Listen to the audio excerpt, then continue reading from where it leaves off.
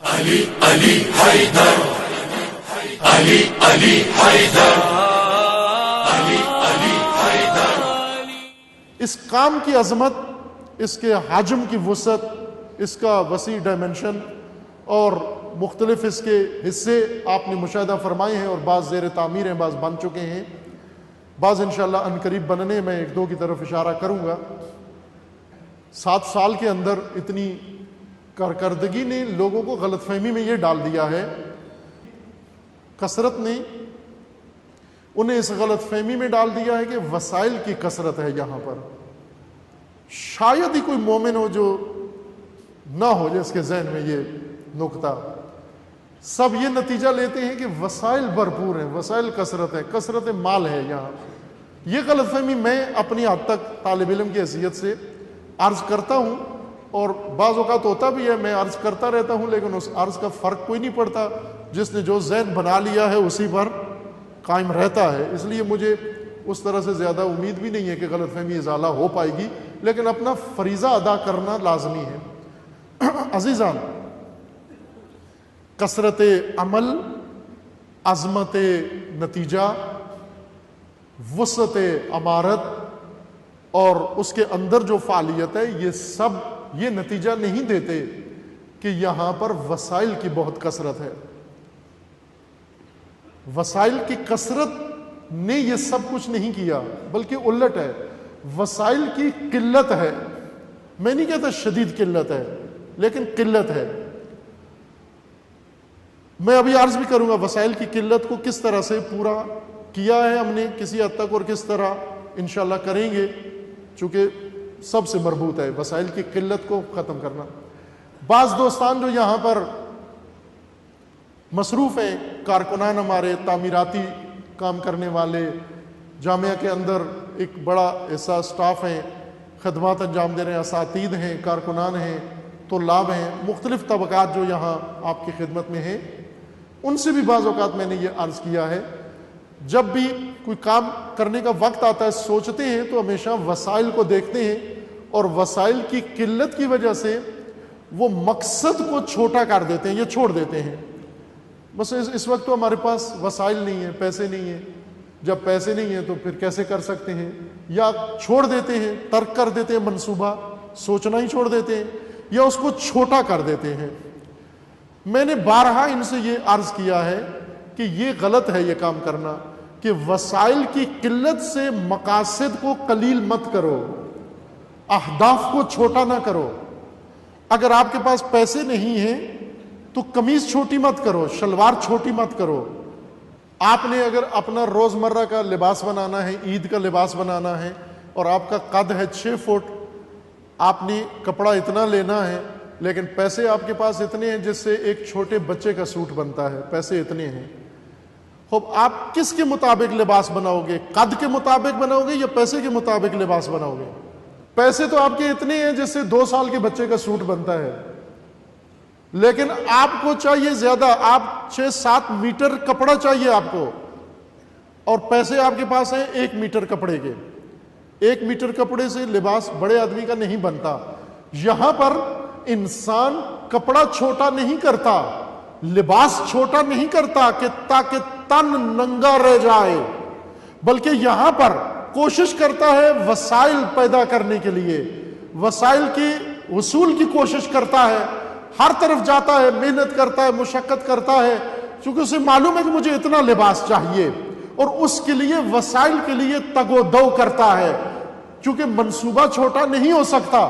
منصوبہ چھوٹا ہو جائے تو ننگا ہو جاؤں گا، منصوبہ چھوٹا ہو گیا عریان رہ جاؤں گا، منصوبہ چھوٹا ہو گیا بے عزت ہو جاؤں گا، منصوبہ چھوٹا ہو گیا پسماندہ رہ جاؤں گا، منصوبہ چھوٹا کر دیا محروم رہ جاؤں گا۔ اس محرومیت سے بچنے کے لیے مقاصد کو چھوٹا مت کرو، وسائل کے حصول کے لیے کوشش کو زیادہ کرو، کوشش زیادہ کرو آپ، نہ کہ مقصد چھوٹا کر دو آپ اپنا۔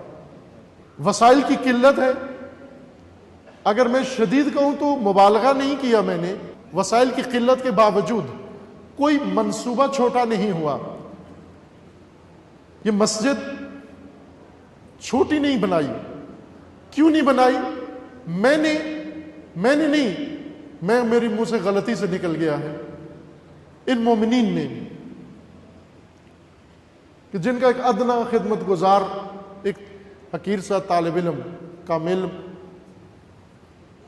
اور دل آزار، میں معذرت چاہتا ہوں جن کی دل آزاری کرتا ہوں کام کے دوران، کرتا ہوں، واقعاً کرتا ہوں، لیکن ضروری ہوتی ہے.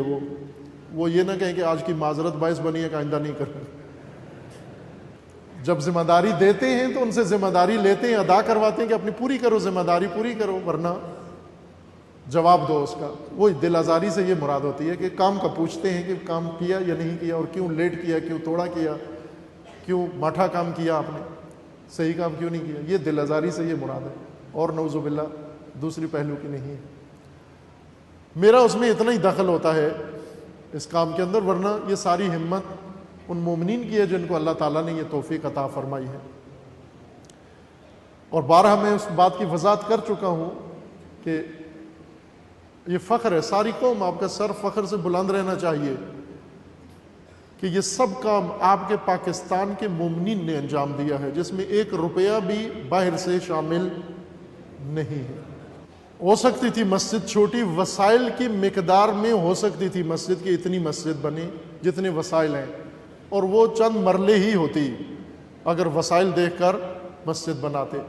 لیکن مقصد دیکھ کر، آپ کا قد دیکھ کر مسجد بنائی ہے، آپ کا قد دیکھ کر یہ جامعہ بنایا ہے، آپ کا قد دیکھ کر انشاءاللہ آپ کی ہمت سے خدا آپ کو توفیق دے گا، اور آپ کی ہمت سے انشاءاللہ پورے پاکستان میں ایسے مراکز قائم ہونے ہیں انشاءاللہ.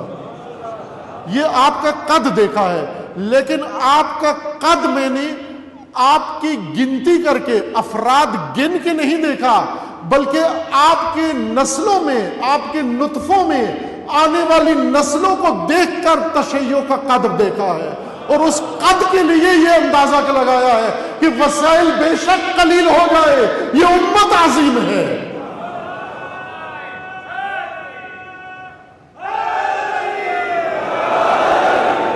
اپنا قد دیکھو عزیز من، ہمیں تحقیر کیا گیا ہے، حقارت آمیز سلوک ہمارے ساتھ ہوا اور ہو رہا ہے، تحقیر کی گئی ہماری. لیکن اگر کوئی دوسرا کسی عظیم کو، باعظمت کو تحقیر کرے، اس کو حقیر کرے، تو اسے حقیر بن نہیں جانا چاہیے. اگر تاریخ بھر میں ہماری تحقیر کی گئی ہے، ہماری تذلیل کی گئی ہے، تو اس کا مطلب یہ نہیں کہ ہم بھی مان جائیں کہ ہم حقیر ہیں. نہ، ہم حقیر نہیں ہیں، بلکہ ہم پیرو ہیں اس ہستی کے جس کے نام سے پوری کائنات کی عظمت چھلکتی ہے، اور اس کا نام علی ہے. علی کا پیروکار حقیر نہیں ہوتا.